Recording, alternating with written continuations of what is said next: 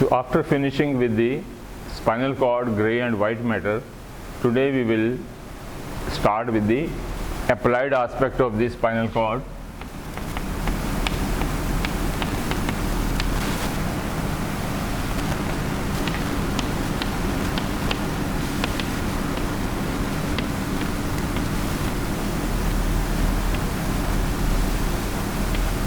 So brain and the spinal cord both are the part of the central nervous system, and any part of the brain or nervous tissue, whether it is brain or spinal cord, they are affected by T, T and H. You have to remember these four words. Most common cause of the applied aspect of the spinal cord or brain is T, T and H. First T stand for trauma or roadside accident. It can damage the brain as well as spinal cord. Second T for tumor. Any growth can damage the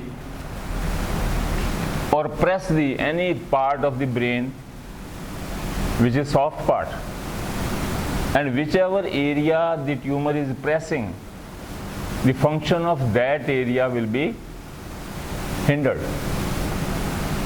Third T stand for thromboembolism.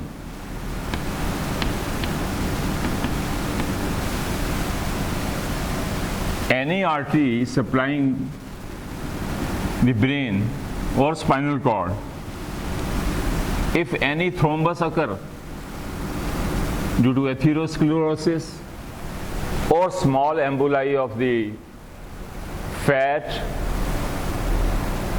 or air embolism, it can obstruct the blood supply of a particular area, so no blood supply beyond the thrombus or embolism. Without blood supply or arterial supply, that area of the brain will go out of work, or spinal cord, whatever may be it. And last S stand for hemorrhage.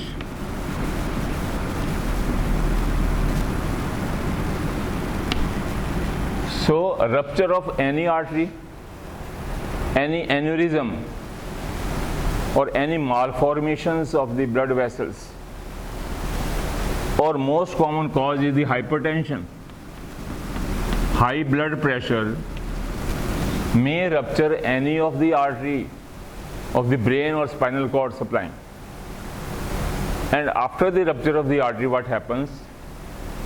The blood undergo clotting, and a clotted blood is called hematoma. It's called the hematoma. And hematoma is doing same thing which a tumor is doing. It will press upon the soft brain or spinal cord, and that area won't work, whether it is a gray matter or white matter, depending upon which area the hematoma is present.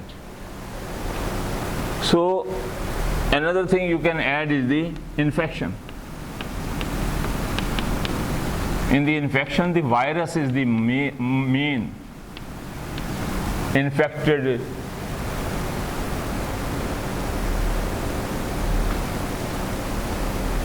cause of the nervous system. As we have done, the poliomyelitis is there, or herpes zoster is there. So viral infection also affect the nervous tissue. So whenever applied of the spinal cord or brain is asked, first you have to write down these 5 things. Then start your answering next. Because all are the problems regarding the nervous tissue damage. Now when we start particularly the spinal cord injuries, most common is the 45 centimeter long spinal cord is otherwise well protected from all the side by bones, anteriorly by the posterior surface of the body of the vertebra, which is very stout and strong, then strong pedicels which forms the boundary of the intervertebral foramen, then the base of the transverse process,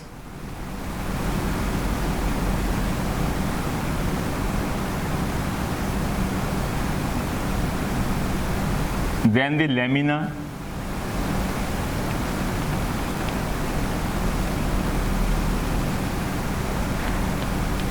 and then the base of the spine.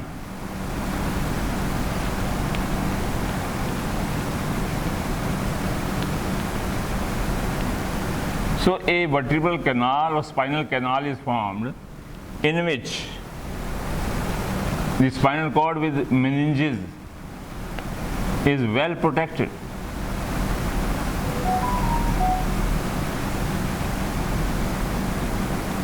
But despite that, in the roadside accident, it is affected or it is damaged.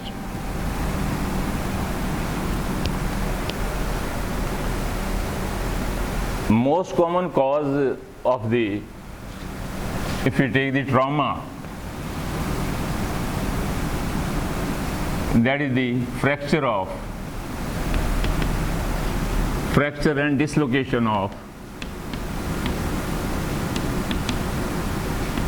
vertebra.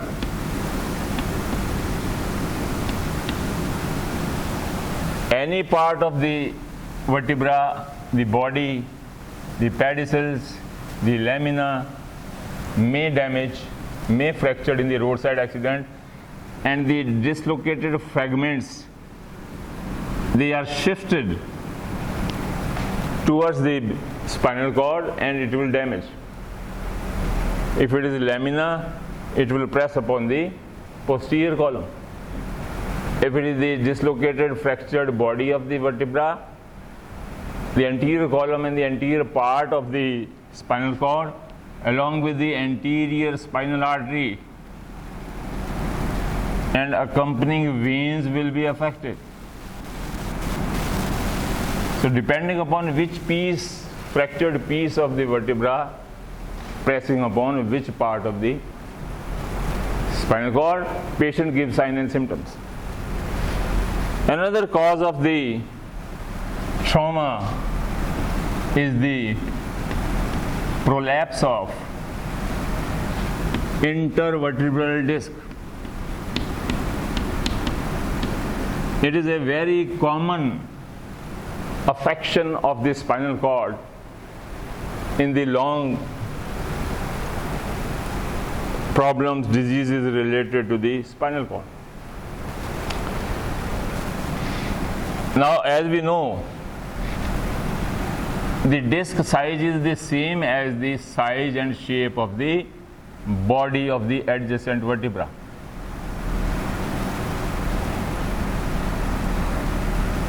So we know the whole of the vertebral column, in between the two adjacent bodies of the vertebra, there lies the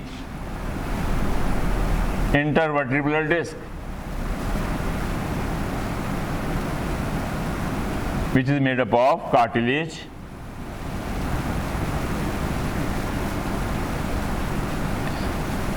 and is a shock absorber. When we jump on the ground, on the feet, the body of the vertebra strike against each other, but there is no fracture because in between there is a intervertebral disc.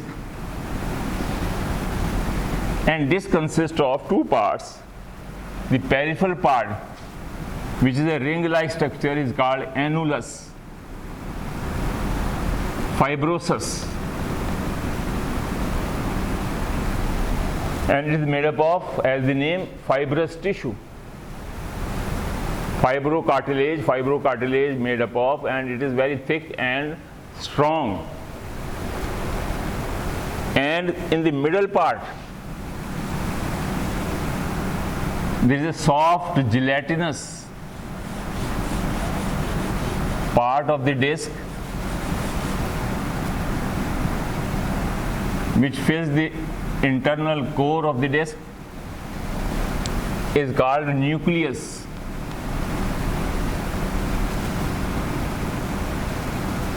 Pulposus. So it is a pulpy material, nucleus pulposus, which is the central in position. So this is what is the composition of a intervertebral disc. So during the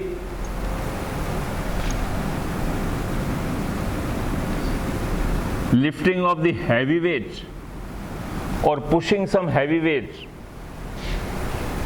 or sudden jerk due to accident or some other cause, this annulus fibrosus get ruptured, maybe central or posterolateral, and because of the damage to the annulus fibrosus, the nucleus pulposus will herniate through that gap, maybe central or posterolateral, and whichever structure it is pressing, patient will feel the signs and symptoms related to that. For example, if it is central prolapse,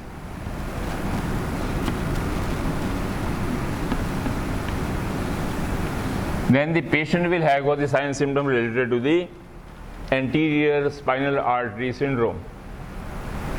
Or if it is more and pressing the anterior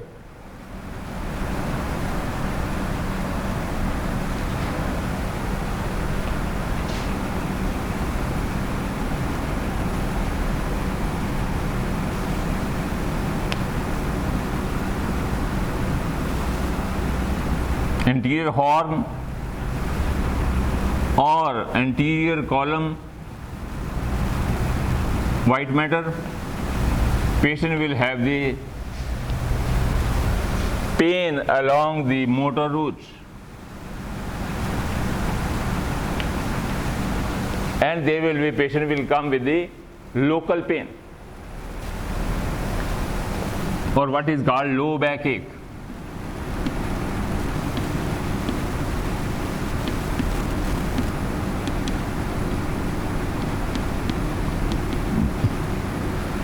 It is mostly common in the lumbar region.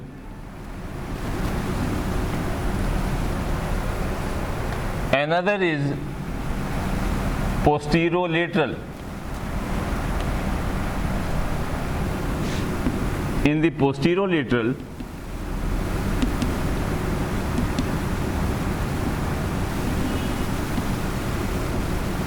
as we know, posterolateral prolapse of the disc is directly pressing the motor roots of the spinal nerves, and because of the motor roots pressing, patient will feel the pain along the distribution of that particular spinal segment, and this pain is called root pain. Why it is called root pain? Because it is pressing the root or the starting point of the motor nerve, which has to supply the muscles.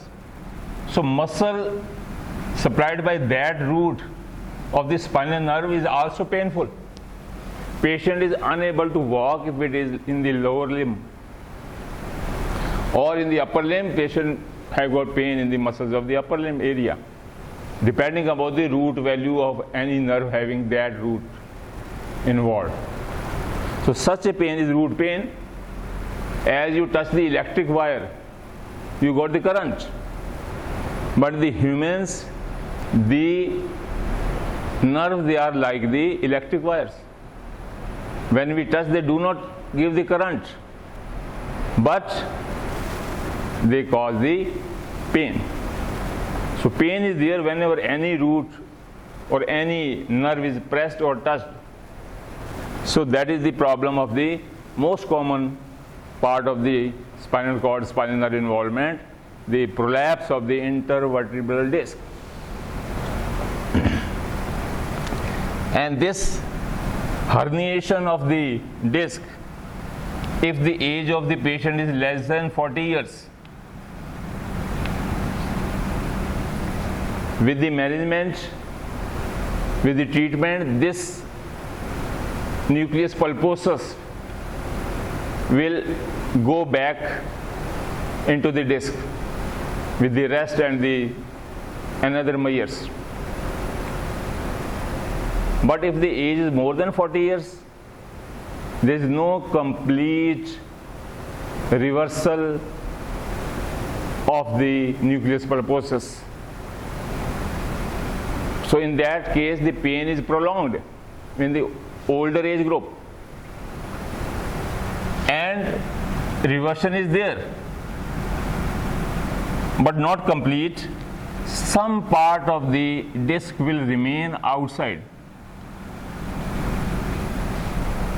or subsequently this part of the herniated disc may shrivel or may dry up with the subsequent passage of the time, and with the dryness it becomes brittle and the pain disappears in some people. But in some other people it remains outside and gives the persistent or chronic pain throughout the life. Then only answer is the operative. We have to remove the intervertebral disc.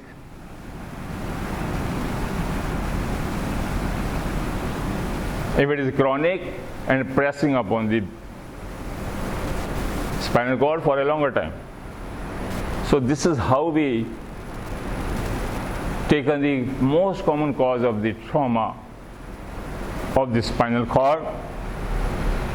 Another problem of the spinal cord trauma,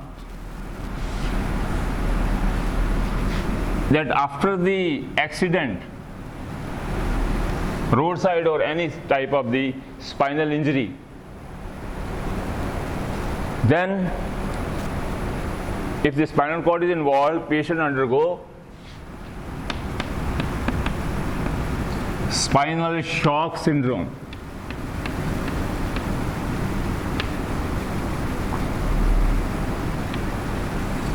So it is post-traumatic. In roadside motorcycle or motor vehicle accident, so patient undergo a spinal shock. In the spinal shock, what happens? Injury is directly to the spinal cord, whether it may be due to the fracture of the vertebra directly on it, or it may be due to the disc herniation also. So in that shock, what happens? Below the level of the injury, patient muscles becomes flaccid, no movement, muscle become relaxed, and pain is there.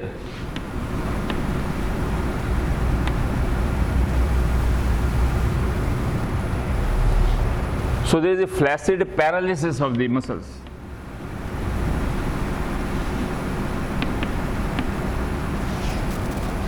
And this shock of the spinal cord injury, it remains usually for 24 hours.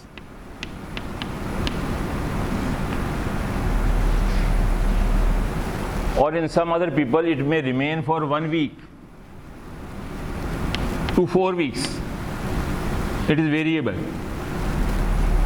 But after the passage of the time, after 4 weeks or after 24 hours, whatever injury of the spinal cord is there, we will discuss now in the further lecture, whatever type of the injury of the spinal cord is there, patients start presenting with that particular signs and symptoms. And what are these problems? After the injury to the spinal cord, we will discuss one by one.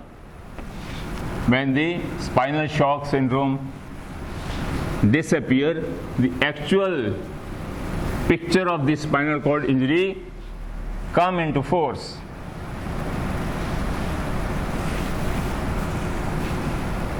So out of these injuries, first is we are discussing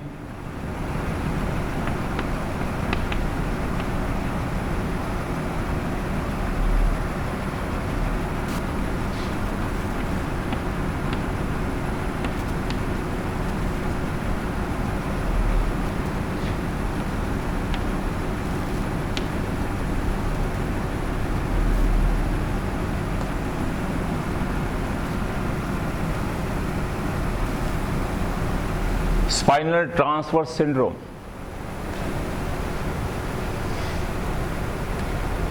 In this spinal transverse syndrome, what happens? There is a complete cut of the spinal cord from right to left.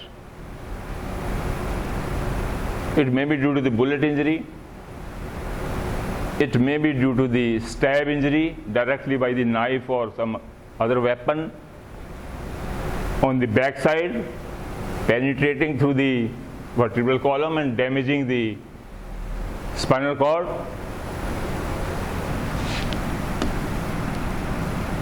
So spinal cord is affected and there is a complete cut of the spinal cord.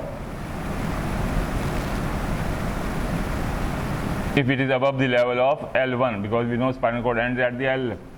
So this is called the spinal transverse syndrome, when a transverse cut of the spinal cord is there.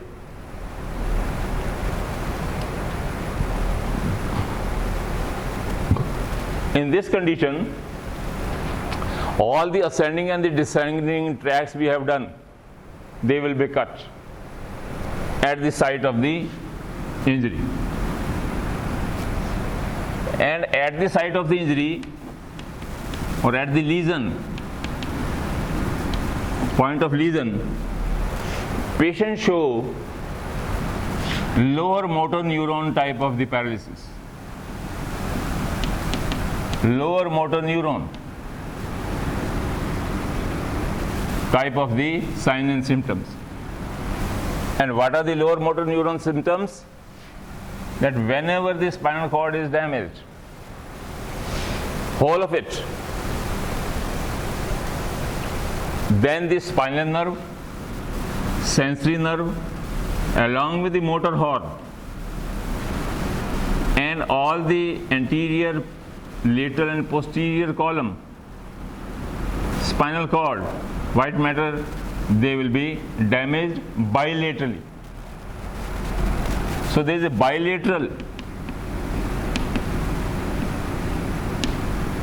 sign and symptoms of lower motor neuron. What is lower motor neuron? The nerves whose cell bodies they are lying in the ventral horn of the spinal cord. So that particular spinal nerve is called lower motor neuron. So there is a bilateral paralysis, and this paralysis is flaccid type. There is a wasting of the muscles. There is a fasciculation of the muscles, because here both extrapyramidal as well as the pyramidal fibers which are responsible for the muscle contraction, they are all damaged.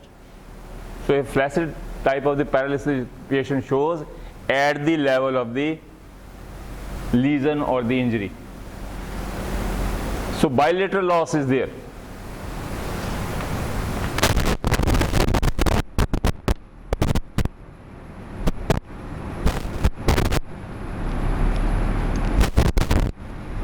So we have all done the gray and white matter of the spinal cord beforehand, so that we can now easily understand what are the signs and symptoms patient will present in different affections of the spinal cord injury.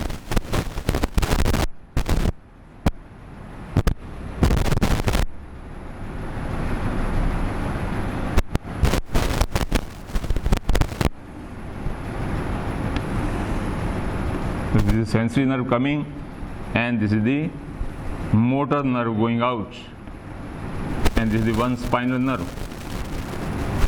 So in the transverse injury, whole of the spinal cord at particular vertebral level will be damaged. That is transverse spinal syndrome, whole of it. And below the level of the lesion or below the level of the injury, what the patient will show? Upper motor neuron type of the symptoms. Upper motor neuron lesion.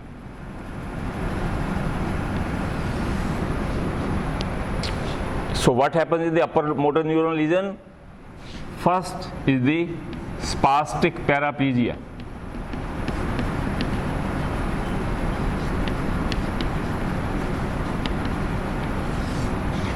It is because of the involvement of corticospinal fibers. They are damaged bilaterally. So paraplegia means bilateral lower limb muscle paralysis. And all the other anterior column fibers, all tracts, vestibulospinal, olivospinal, tectospinal, so they are all involved, and because of the damage to them, patient feel the spastic. So there is a rigidity due to extrapyramidal fibers involvement. And paraplegia or paralysis is due to the corticospinal tract involvement, lead to the paralysis. And extrapyramidal fibers involvement cause the spasticity or the rigidity to the muscles.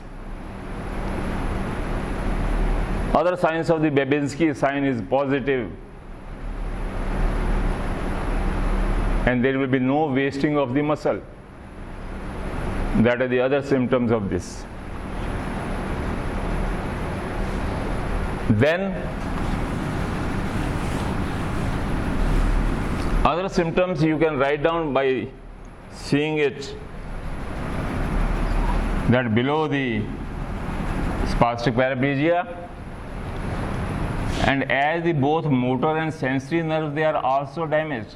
Now no sensations they are coming, whether they are posterior column or pain. So there will be sensory loss bilaterally of posterior column sensations, that is vibration sense, 2-point discrimination, fine touch, proprioceptive sensation, they are all lost, plus pain, temperature, pressure and touch because of the involvement of ventral and lateral spinothalamic tract involvement. And sensory nerves, they are not coming. They are coming, but they are not ascending upward because they will be cut. So there will be total sensory loss bilaterally, posterior column as well as the spinothalamic involvement. So these are the problems of the involvement of these causes. Then whole of the cauda equina, L1, L2, L3, L4, S1, S2, S5. So below the level of the injury,